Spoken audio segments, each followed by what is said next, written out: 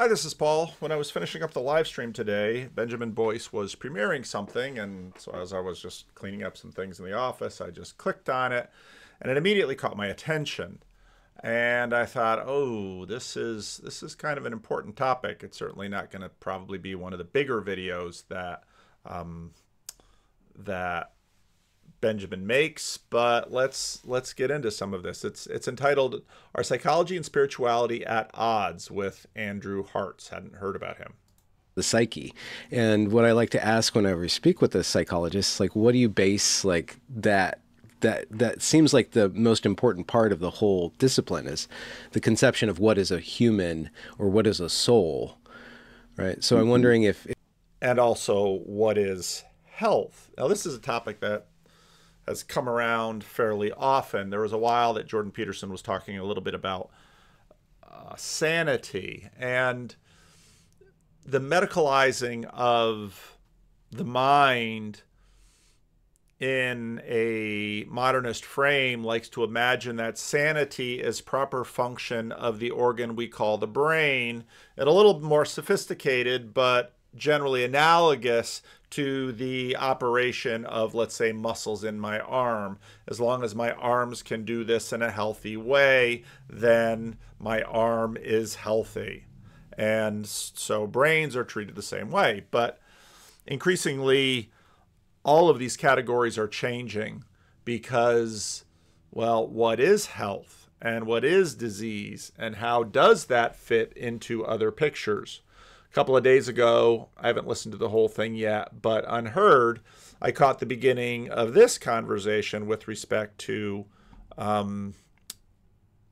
you can recognize overdiagnosis not because you can prove the diagnosis is wrong, but because you can prove the diagnosis is not benefiting people. Surely we should be able to look at children in schools and say, do you know what, this kid is not happy, or this kid is struggling, or this kid needs help, and not have to give them a medical label. And then with incredible speed, hashtag long COVID became a condition called long COVID, which entered the mouths of politicians, which then entered medical journals, mainstream media. But actually the most severe disabilities I see are psychosomatic. Hello and welcome back to Unheard. Eagle-eyed viewers might have noticed that UK Health Secretary Wes Streeting said this recently. Mental well-being, illness, it's a spectrum, right? And but you do think there's overdiagnosis? I think there's an overdiagnosis. Meanwhile, across the Atlantic, the Trump administration's return has brought Robert F. Kennedy Jr., someone we've discussed a lot on this channel, as US Health Secretary, promising with Make America Healthy Again a disruptive overhaul of public health. And this coming week, Dr. Jay Bhattacharya, a friend of the show, will probably be confirmed as the new director of the National Institute of Health following his Senate confirmation hearing earlier this month. We've got an exclusive video with our own Freddie Said signal a broader reckoning with how we define illness.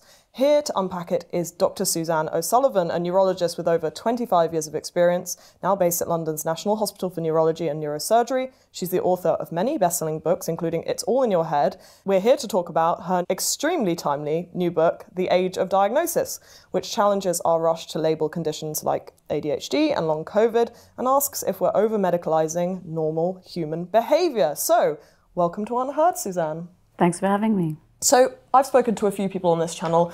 John Haidt comes to mind, Abigail Schreier, about the overdiagnosis of mental health conditions, whether that's depression or anxiety.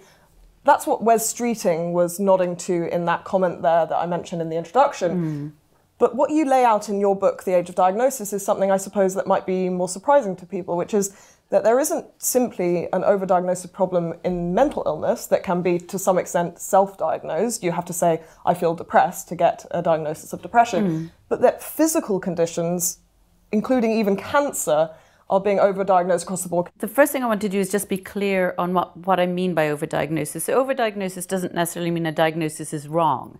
It just means that diagnosis isn't benefiting the person. The struggle may be real, but the medicalization of it is not necessarily optimum. With regard to physical health, I mean, we've had these assumptions, and it applies to both. Now, the difficulty, of course, is benefiting the person. There's many cases in which that is obvious, but there are other cases in which that is not. And especially if you're dealing with a person and their whole life benefit can be a rather difficult thing. And as a pastor, for example, I wrestle with these kinds of questions all the time, usually not dramatically in the case of cancer or no cancer, broken arm, unbroken arm, but in the case of, is our participation in this thing benefiting the person or harming the person? And usually there's some element of risk involved. And is the potential benefit worth the risk? And we make these questions all the time, but when you come to people in general, and when you come to questions, let's say, what a therapist wades into, it gets difficult. If that is like a crux of how you got into psychology, thinking about that or dealing with your own. I think like, yeah, what is a soul? What it is, I think in general, like just speaking about the field, like I think they kind of avoid a lot of these questions most of the time. Like they're relevant for patients and they come up, but I actually think there's something that's really concerning about the branding of the field as like somehow the questions that you just asked are not things that you should talk to your therapist about. Maybe you talk to somebody else about those types of things. I think a lot of people have that assumption. I know that a lot of therapists don't ask about spirituality, meaning, or values, or deep philosophical stuff. They don't even ask about it in not even intake. Meaning and values. Not in I mean, some do more than others. I mean, right there, Ben's surprised because, of course, meaning and values, meaning, if you have a definition of depression might basically be not feeling any meaning in life. I mean, meaning is that connected to a sense of well-being. But of course, the question is, whatever the person is doing to pursue the sense of well-being, where does that fit on a much broader matrix? I was last week talking about the question of, what is religion? And religion involves that which is highest and the pursuit of that which is highest. Let's say a monk goes into a therapist and the monk says, boy, I'm depressed. And the therapist says, why are you depressed? Well, I wake up at 3 a.m. and we pray for 2 hours, and then I have a little bit of rest, and then we eat a short breakfast, and then I work for a few hours, then we have prayers again, and then I do this other thing, and we have prayers again, and then I go to sleep, and the next day we do it all over again, except for more services and more prayers, and on and on and on. Okay. Is that a good thing or a bad thing? And basically what a therapist would probably say is, well, does it make you happy? This is part of the reason that Jordan Peterson keeps sort of pushing off the happiness question, because it's not an unimportant question. It's not that the question doesn't have value, but we all sort of have an intuitive understanding that it's not really a sufficiently broad question. Different therapeutic approaches that emphasize that more than others, but a lot will definitely not ask about it on an intake. If a patient brings it up, maybe they'll engage with it, but often with a lot of hesitancy. There is a legitimate concern that you don't want to impose your religious worldview or values on the patient, or kind of lead the patient towards some sort of way of talking before really. I've seen therapists that try to convert their patients. And again, we're dealing in a secular space, and there are sort of lines that everyone sort of agrees not to cross. Well, let's let them keep talking because he's going to get into some areas that I think are important. Assessing their state in a broader way. For sure. But the default assumption of most patients, which is fairly accurate, is that this is a secular space. The therapist is secular or agnostic, and these types of questions are not really what therapy is for. Okay. And so a lot of patients think that and assume that, and that is a lot of the the way the field is branded and presented to people is so. I think that's a big problem because it means that all these things that are actually really important for meaning and direction and well-being and fulfillment are often ignored and not addressed in session. I think that's a big problem. And just to highlight this, like most psychologists and I think most therapists generally are upset that they didn't get more training in issues like this, especially faith and spirituality. Like in my doctorate, I got a PhD again. It was 6 years, and I don't think I had one lecture on religion and spirituality. Not a class, not one lecture. So it's like that's an astounding thing, but I'm not surprised at all because see, religion is sort of the broadest platform, especially if you conceive the definition of religion that I do, where it's that which is highest and how we pursue it. And so this is such a good topic. Like it's so overlooked, and yet like the country is really religious. I was looking at we just had a presentation at our institute about a month ago, and it was like something like 60% of Americans pray every day. Like it's a very religious country. It's I think 3% of Americans identify as atheists or something it's very low. It's just a very religious society. So to have a profession that's kind of trying to ignore these issues that are really important to people, I think is a big problem. And because the brand and we have a history of the channel. If you go to Sevilla King, who I spoke with a number of times early on, I mean, this is something that she came out and talked about almost right away, that in terms of if you're doing community mental health, you very quickly realize that people's religious practices and beliefs and communities are foundational for their sense of well-being.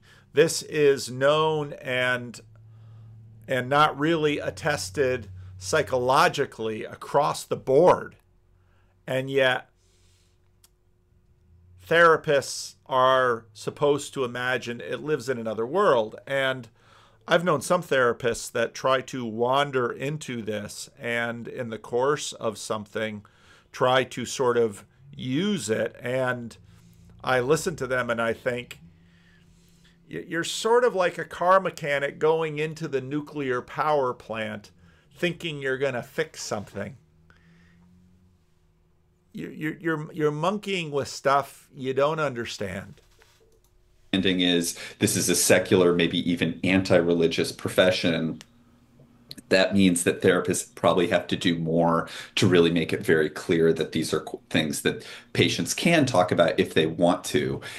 And the best way to do that, I think, is to, in the intake, ask about it. Is this something, are you religious? Is this something that's important to you? Like, what's your practice? What's your values around it? Like, tell me a little bit. And you don't have to. And even if the therapist talks about it, what is the frame of reference with which the therapist is going to engage? Let's let this go a little bit more because this is very quickly going to get into other issues. Do it in a way that imposes anything on the patient, but just opening that up, I think, is really important.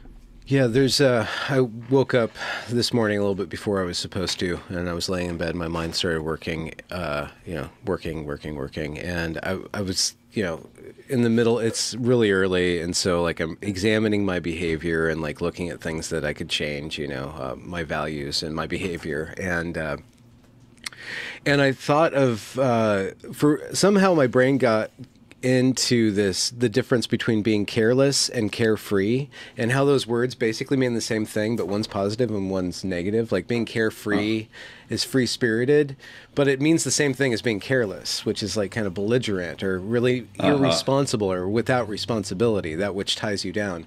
And it mirrors or bounces off this conversation where in the desire to become value neutral, your profession might have ended up becoming value free or valueless, right? Like trying to be neutral means that we just overlook values. We don't bring up values because we don't want to impose values. We want to excite values. But at the same time, And you see this across at least... But of course, imagining that there aren't any values under what it is we're discussing.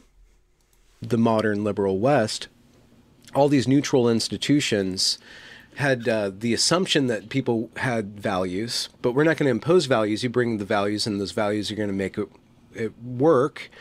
Right. But the institution kind of got so far away from having values, or the people in the institutions got so far away from pronouncing their values, that it left a big gulf.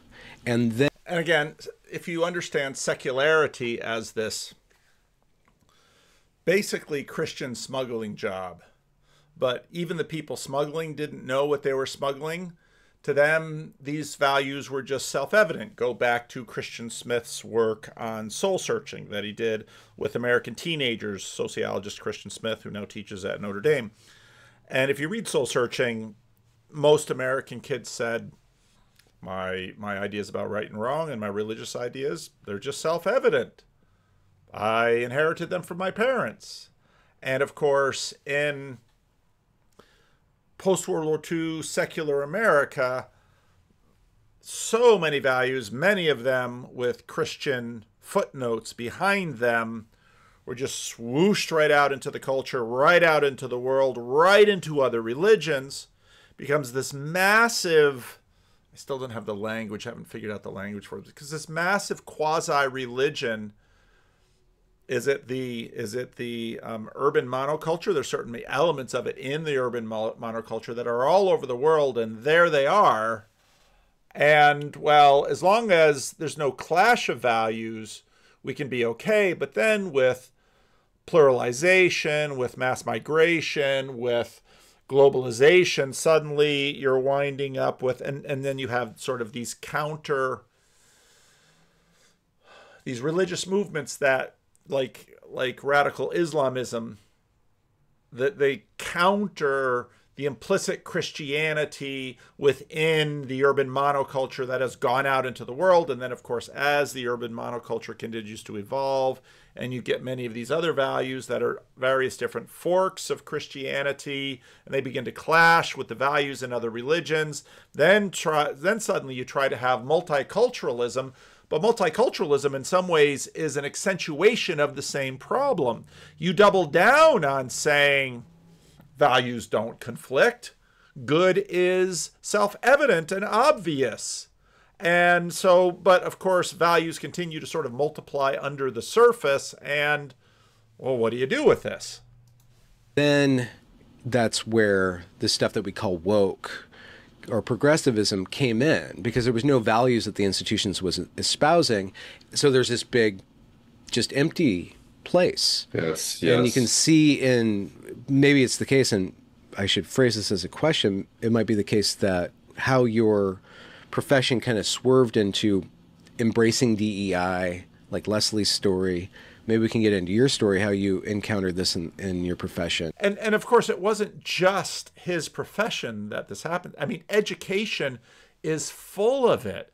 Jobs are full of it. And it's sort of peak wokeness. People they had to give reports on how much of the work they were accomplishing at any given time. And when I'd hear these things, it was like, sounds to me like you're working in a Christian institution or applying for a job in a church. A church just sent me a request that I entertain, an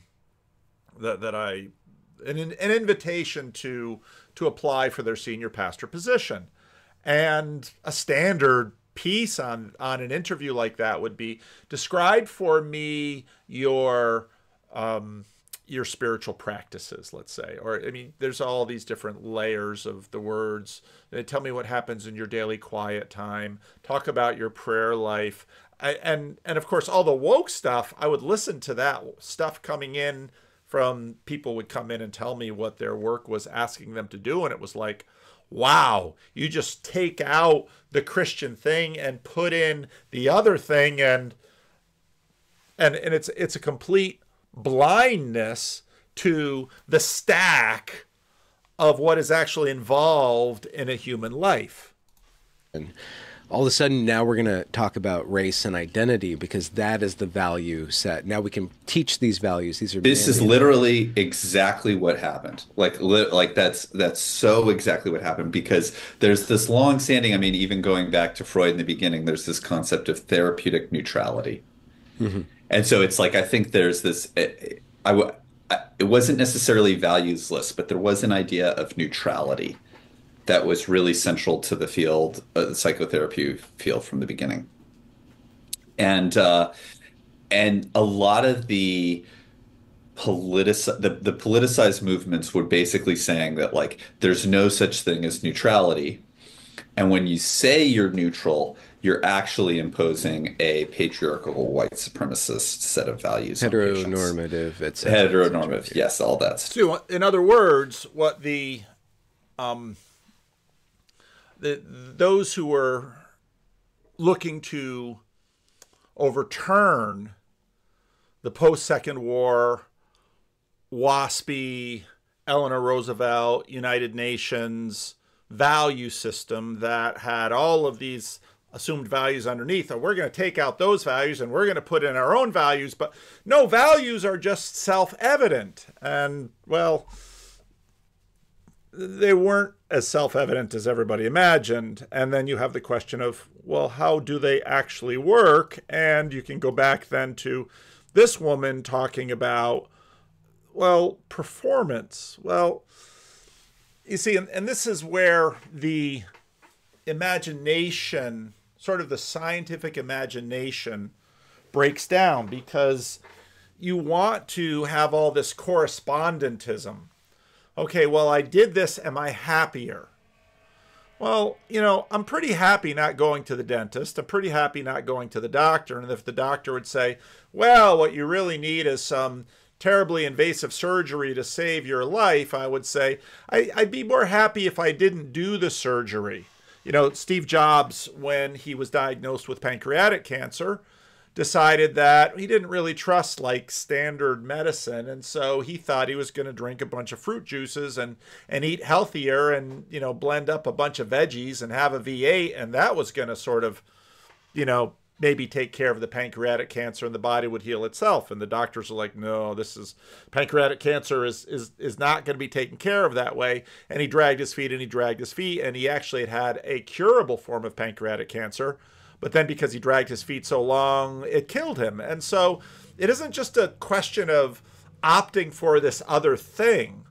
It's all this reality that the world is super complex, and it's not just material, and well-being itself isn't a sufficient guide, but it's not a guide. And so you actually have to sort of walk through these things quite carefully. Stuff. So they were basically taking this critique that there is no value neutral position to say, therefore, you should impose our values on it, which was basically the DEI, social justice value system. Mm-hmm. And of course, that set up the whole, you know, what many of us lived through, the early woke wars, where it was basically rather modernist foundationalists saying, no, it has to be science like all the way up, and postmodernists saying, no, that's imposing a narrative, so here, have this narrative. And then the foundationalists were saying, well, why should we choose that narrative? And they would say, because this is anti-racism, and in our stack, the great sin is racism, or the great sin is sexism, or the great sin is, and so then they had all of their assumptions. And of course, you didn't have to watch that game too long to say, this game isn't going to last, because even all these people that as a group, as the community of pushing anti-heteronormity or anti-patriarchy or all of that, well, as Jonathan Peugeot pointed out, that's just parasitic. The only unity you have is reactive to whatever you imagine is bad, but you're saying it's all arbitrary, and that sword gets turned against you almost right away. And so where do you go from there? Which is, again, why then that's where sort of the Jordan Peterson moment comes in, because Jordan Peterson basically says, is it really arbitrary? Or are there things that we can know? The scientific foundationalism can't really get you there. And certainly the solvent of postmodernity and the arbitrary aspect of that. But let's look at the preponderance of the evidence, and let's say over great periods of time, the symbolism, the structures, the patterns, that they can teach us some things. And then, of course, the difficulty is you can't live on just some things. You need a thing to start with. And so very quickly, much older religions, legacy religions, as John Vervaeke says, rush in and begin to fill the gap. The response to it then is kind of, some people would respond to it saying, no, you're politicizing the sessions. And so what we should do instead is just go back to neutrality and go back to not politicizing sessions. Yeah. And I am ambivalent about that. I am not sure what the best response is. I think they may have a point that a value neutral stance is not truly possible. And then and right here where he's articulating, I don't know where he is at personally. I clicked on some links to look at the organization that he's doing, and it's very interesting. But the point he's at right now is sort of the point the culture is at right now. Because unless, and this is part of the reason that, for most of us, you don't have time to sort of sit there in ambiguity and think, well, no, I don't know, the postmodernists have a point, but they're not really offering anything. And it seems pretty clear that the well-being that they are promoting by looking at, people who are yelling on protest lines or cutting off pieces of their body or they certainly don't look like the picture of flourishing. And so people are sort of in the middle. But many people don't have time to be in the middle. They're like, look, clock is ticking. Am I going to have a family or not? Am I going to raise a children or not? Is there a God or not? I'm going to settle on this group. They seem wholesome. They seem to have it together. They seem to be going in a right way. I'm in. Off you go. Baptize me. Question is, I don't like the idea of therapists and patients are supposed to value match a priori. Like if you're conservative, you see a conservative therapist. If you're liberal, you see a liberal therapist. But Christians have been doing this for a very long time. But even within Christian therapists, you'll find the same spectrum that you'll tend to find in the church. So even within Christian, because a lot of people will just go to Christian therapists, and we're going to have to hit something much later in the conversation, which is where I really came into later. Find therapists who match your values, and that becomes a big, the first step of finding a therapist is, do they have the same And so actually in a lot of mega churches, later in the conversation, he'll say, actually, I talk to pastors, and if there's an issue, pastors will, send them to a therapist. And a lot of mega churches basically started having therapists in-house that if the church was large enough and well-funded enough that the pastor could say, go talk to Dr. So-and-so who's on staff here, and you would keep it all in half, and there you'd sort of match the values. And there you can look at Jay Adams, biblical therapy, which is not scientific. This actually in the Christian world has been going on a long time. Socio-political values issue. I don't like that. I think that probably would overemphasize socio-political values. On the other hand, some values matching is probably beneficial for a good relationship, better understanding, and a better outcome. And so I think I'm not sure what the final answer is. And I think that there's even at the Open Therapy Institute, there's people who have a lot of different views about this.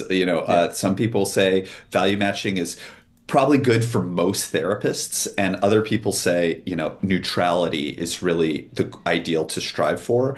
And I'm kind of ambivalent between those. But again, neutrality probably means that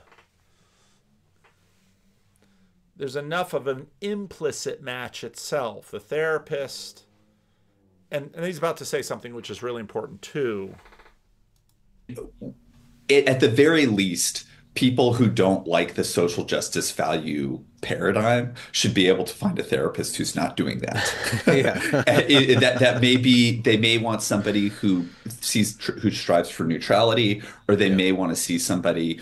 The problem is you can't promise that the therapist is going to agree with you on everything.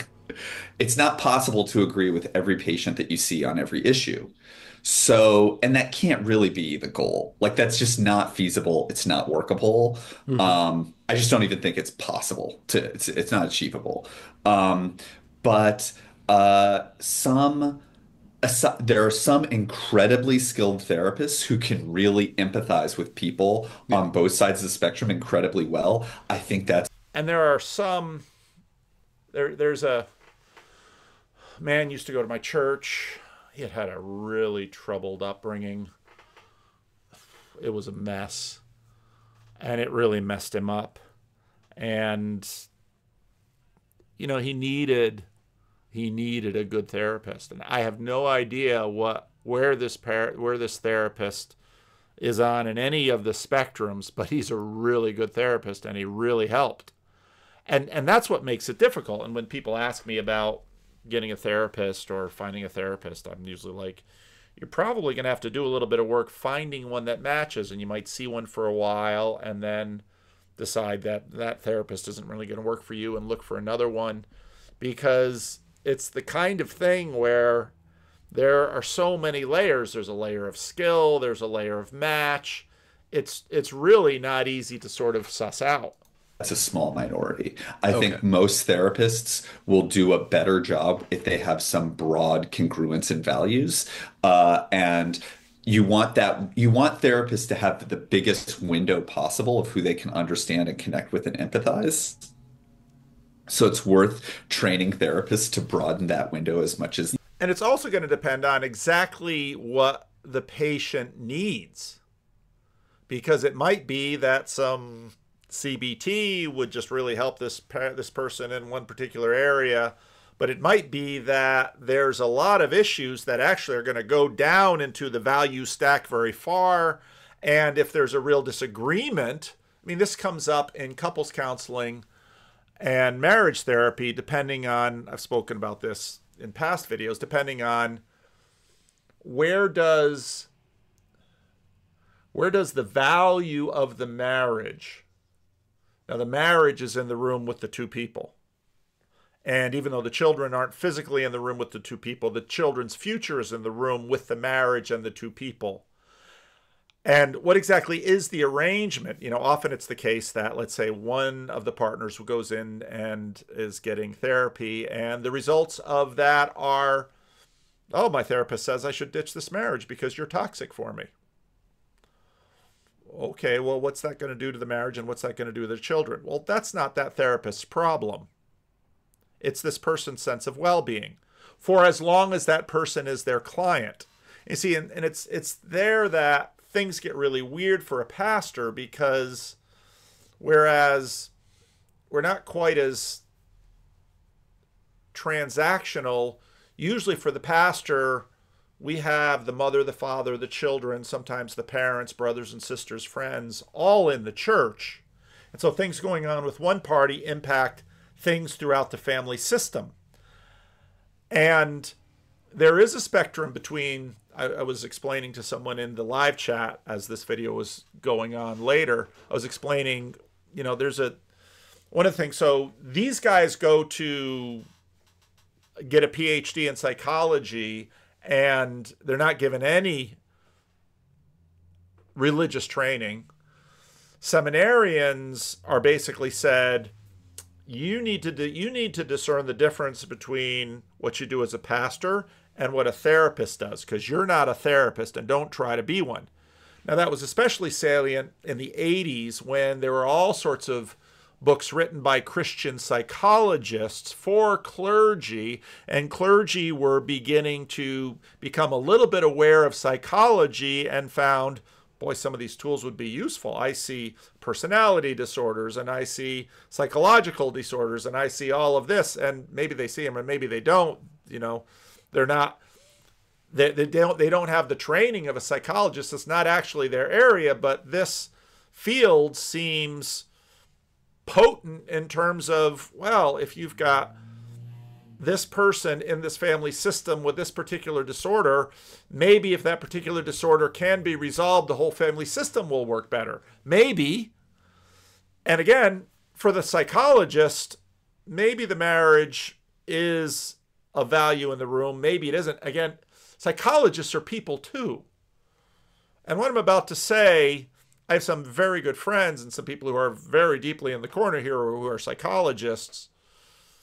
Actually, they probably wouldn't disagree with me. Some kind of psychologists get into the field because they really want to heal themselves. And fair enough. And so on one hand, that might be a huge motivation for becoming a really excellent psychologist. Or it could just mean that you're not a good psychologist and the problems that you attempted to heal yourself with by studying psychology have only gotten more sophisticated and worse along the way. But there's probably some benefit to some general values alignment, as long as it's not overdone too much. That's kind of where I am right now. Maybe that'll change, but yeah, that's what I'm thinking now. Perhaps it's the case that neutrality is the function of capacity or development, or there are a set of values that allow for neutrality when interfacing with people of other values, right? So if your training has no values education, then you can't even you don't even know your own values, let alone how to communicate them, let alone how to understand other people's values. But the whole point of secularity is you don't go there. And using the word values sort of places it, because if you say, what about your religious presuppositions? No, we don't go there. Because anybody can go to our college, unless they are, let's say, a Christian college that would say, here are our religious presuppositions. And even if you differ from those presuppositions, at least you know what they are, and you can say, well, we're talking about this, and these are my presuppositions. I understand your presuppositions, so that's basically going to mean, and again, clergy who live in a pluralistic world tend to know that we have to at least have some understanding of the tension points between some groups and ours. To enter into this area means opening up all of the things that in the period after the Reformation we decided we wanted to put a lid on. Because we're not going to fight about that, so let's just stay all up here and deal with everything up here. But because of a whole bunch of different things, that's no longer feasible. And so it's going to get super messy in terms of definitions of sanity and health.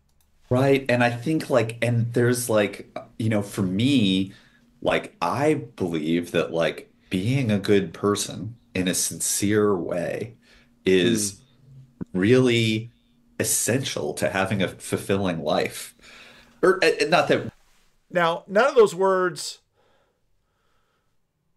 if you were an atheist, you would say were religious. But all of those words have religious presuppositions and foundations. Well, I'm not saying that you have to be perfect all the time, but trying to have good qualities and actions and being rooted in that's a path to fulfillment, and I think I would generally feel comfortable sharing that with patients if they're treating. Well, nobody would disagree with that. It's like saying happy is better than sad. Good is better than bad. And you had a few things that went a little bit deeper, like rootedness. I mean, and it's all metaphorical. Well, all of language is metaphor. Other people unethically or living their life in a very selfish or hedonistic way, that's probably a path that's going to lead to more suffering.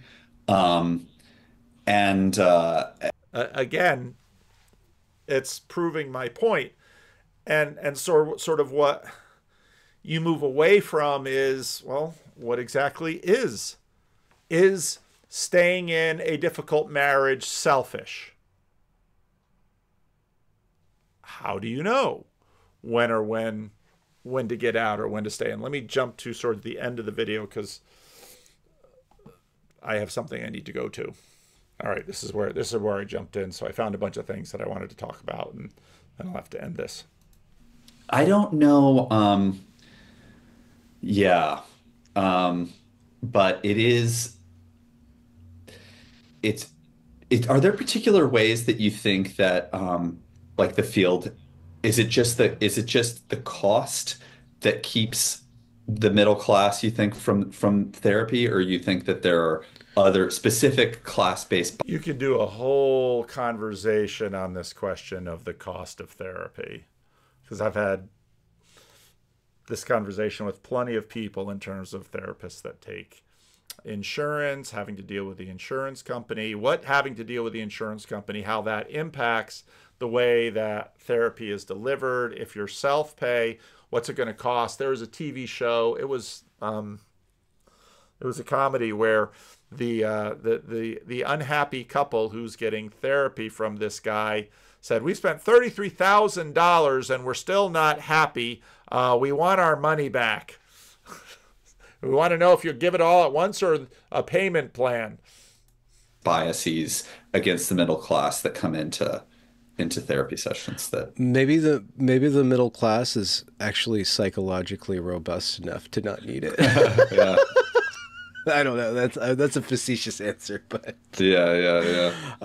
But I really do think that, from my point of view, therapy is an archetype that's been with the therapist is an archetype that descends from the wise man or the priest, right, or the pastor or the shaman, if you go back far enough. Yes, but the wise man, the elder, the priest, the shaman, what they are is connected into a full stack of ontology, epistemology.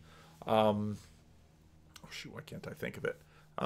Basically, the ethics of the world, how the world works. That's a religious stack. And so the pastor, the priest, the shaman, the elder, all of those people are instructing someone in the way the world is. Now, psychology is supposed to be a very narrow slice of that, because the world is sort of sliced into those things, and we have all of these specialists. The psychologist deals with this, the sociologist, and of course within psychology you have all this differentiation. You have the Freudians, you have the Jungians, you have the cognitive behavioral therapy, you have the internal family systems, you have the attachment therapists, you have all of these different groups. But of course, the generalist not only looked at the individual, but looked at the family and the system, and right. So it's tied to a religious function. It's tied to interiority, and the language. It's not just tied to a religious function; it's tied to a religious world. The language of interiority, where the interior meets the communal and meets the eternal, is found within religion. Any robust religion is going to facilitate all three of those functions. Really popular religion is going to be mostly communal. Very mystical religion is going to deal with the internal and the eternal in that practice. And when somebody wants to go from the communal into the internal, that's going to be a more rarefied practice, and will usually involve an elder or older brother or older sister that will guide you. So I think that when you're talking about the middle class in America, they're largely church-going folk. They don't necessarily need a lot of mystical. Actually, like, the mystical is not really necessary. They like kind of bright lights and, some sort of psychologically fulfilling ritual. and then some counseling, wrestling with certain issues that they have, which in religious terms would be like lust or faithfulness or anxiety, depression, or kind of more modernized terms and stuff like that. But there's a spiritual aspect to those. So if psychology can, again, humble itself from being an elite, secular, liberal, post-religious discipline to serving the religious people and facilitating, there's already tons of literature, and it's really interesting. And I think that's one of the functions of Jordan Peterson, is to use the Jungian playbook to kind of break open psychology from its secular silo and return it to religion, and then make it practical, as because he's so valuable to so many young people. Jordan Peterson is, because he says, clean your room, organize your life, and then we can start, and then tying that to more deeper metaphysical and socio-historical contexts. And I think psychology, if it ties itself to something greater than psychology, will be a part of a continuum and serve people much, much better. So I don't know if it's a barrier to cost of entry. It's just a framing issue, maybe. I think there's really fruitful avenues for to explore the intersection of spirituality and psychology and psychotherapy. I think that does need to happen. I think it's underutilized. Again, there are faith-based counseling programs, and there are people, but I think the applicability of psychological concepts, and like, even if they some of them might even have their roots in religious tradition, but they've kind of been psychologized, and maybe they're kind of being brought back. But I think there's ways of doing that could be very, very fruitful. My sense is religious observance is very low. Maybe it's coming back. Now, it's interesting because earlier he said, well, 50% of Americans pray. He's right in both ways, even though there's a contradiction there. And it varies tremendously on where in the country you are actually practicing in terms of the religious observance of the people. But what he's about to say right now, I just spoke about a minute ago. But I think part of the reason why it might be low is precisely because those faith-based communities are, many of them, obviously not all of them, but many of them do neglect the psychological. Yeah. And they people who... See, this is where it's sort of the opposite, because the faith-based pastors are not psychologists. There are a few who are, but most of them are not. But there's no understanding, let me say it this way, the understanding of how the specific domains are mapped is changing quickly. And part of what Jordan Peterson did was show a different map. Now, again, I don't know that he's doing that like he did it 3, 4, 5 years ago. I think he's still trying. I think he's still working on the map, but he showed a different mapping that people found fruitful. But the interesting thing is he has driven many more people to get baptized than he's driven many people to become psychologists. Who just want a ritual and that's it. I think they have lots of places to go. People who are suffering, or they're looking for more answers, or they're looking for something more than that. Do you think there are more therapists in Sacramento than pastors? Definitely more in San Francisco. Definitely more in Olympia, Washington, I would guess. Probably more in Sacramento. I think they're often disappointed by what they see in these communities. So I think there's a tremendous opportunity. Well, this is where, if you look at the conversation that we had on our live stream today, maybe I'll actually just insert that into this video. I know some of you don't like that. I know. I read the comments. Some of you complain. But part of where our conversation went and there were two clergy in that conversation, Len Van Der Zee and myself, both of us Christian Reformed ministers. Here's a question for you. What would a psychologist say to Jesus about how he lived his life? Jesus, is it really healthy for you to walk around and calling yourself the Son of Man and the Son of God and these things you say about yourself? What would a psychologist say to Jesus? There, to think about what that might look like, and I think that the two can learn from each other and enhance each other in a way that could be very fruitful long term. The religious are in their silos of dogma too. I'm not saying they're not, right? And I mean, I'll tell you, because when I was thinking about what at least we call it dogma profession I wanted to do, like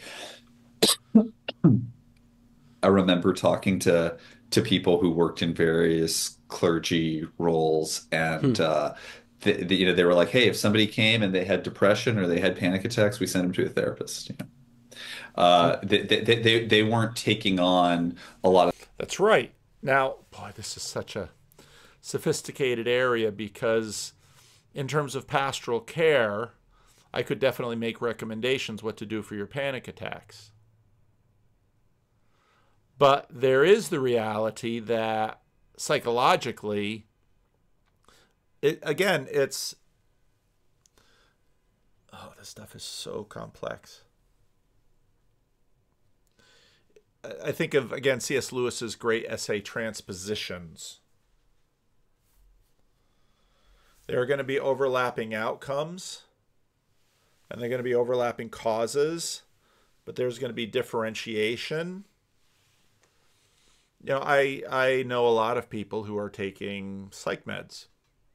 Some you wouldn't think, they're just taking a little antidepressant or a little anti-anxiety. I know some people are taking a significant amount of anti-anxiety medication or antipsychotics, et cetera, et cetera. And again, as a pastor, I tend to know these people over a long period of time, and I don't have a sufficiently detailed map. But then often I don't sort of need one. Just recently there was a member of the church who, he was off his psych meds. And it was very obvious he was off his psych meds, and he was really suffering, and he needed to get on it. And again, because of, it's so terrible, because when people sort of get out of their minds, they cannot manage the basic functionality required to engage many of the systems of help that they need to get back in their right minds. And so this particular individual, he had lost his ID, so we were in process of getting him a new ID, and then he could get back into his psychiatrist, and he could get, well, none of that happened fast enough. And he did a bunch of things that got him picked up by the cops. And that's another way to get help. You get picked up by the cops. The cops don't know what to do with you. You haven't done anything horrendous, but you've just kind of been a nuisance in a particular neighborhood. And so they bring you to the hospital, and they give you to the psychiatrist. And he was in the hospital for a couple of weeks. Finally, we sort of knew he was in the hospital, but, you've got privacy laws, couldn't find out. Finally, social worker, blah, blah, blah, blah, blah, blah, blah. He's in the hospital. Good. And he came out of the hospital, and he clearly was a lot better. He was dialed in. He could stay calm. He wasn't manic. He wasn't hyper. He wasn't doing crazy things. He can manage some of the little routines he needs to manage. He could manage his relationships. He wasn't knocking on all the windows of the houses in the neighborhood he grew up in and waking everybody up at 3 a.m. and having them call the police and sending him to the psych ward. That wasn't happening. Again, I've told the story a number of times. 6-7 years, I had a guy living against my office door, rapid cycle, bipolar, interesting guy, super interesting guy. He was getting older, and he was just getting more and more tired of being homeless and trying to manage his bipolar with alcohol and street drugs. And so, you know, I'd always be driving him to the hospital and always be getting him in and doing this all the time. And then he'd come back a week or two later and he was all balanced, and he knew it. He used to work in a psych hospital himself. He was all balanced, and he'd knock on my door, and he'd basically, I remember one day he knocks on my door. He's got a joint in one hand, he's got a bottle of beer in the other hand, and he said, "I've got my beer, I've got my pot, and I've got a crack whore in the mattress behind the alley." It's like, a week and a half from now, I'll be driving you back to the psych ward because all of the work that they've done, you're about to unbalance, and you will be seriously depressed and you will hate your existence, but you don't want to kill yourself like your grandfather did, and on and on and on and on and on, and the cycle will repeat. He's now, to the best of my knowledge, actually living in an apartment in Sacramento, and I think he's much more stable than he was. Often when they get older and older, it'll tend to flatten out and blah, blah, blah. I mean, so I've got a lot of experience with this stuff, but mapping it, he was a devout Mormon. He and I would talk theology often, and the truth is that your religious community, your religious imagination can do a lot for you, but again, that is all within the stack. And it's all within a particular stack.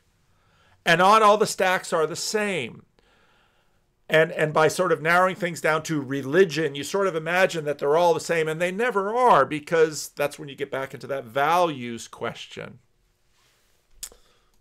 That functioning, they're like, oh, like there's a couple's having issues, like we send them to the couples therapist. That's like, what is the clergy? It's like, well, I do the baptisms or the bar mitzvahs or the weddings, and I do the Sunday services, and I raise money, and I, you know, and they, that's what they did, you know, and they weren't really counseling that much, and maybe they could have a one-off meeting here or there, but yeah, well.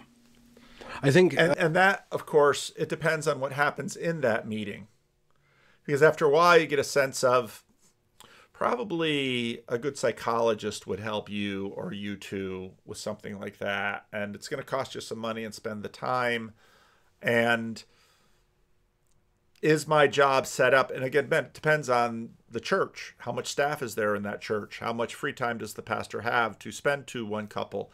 It has varied tremendously, even over the last 60 years, how this is framed, and it differs by denominations and how those denominations sort of line up with the secular world. Someone, you know, jumped in and said, well, in my Orthodox church, the priest does a lot of counseling. How big is the church?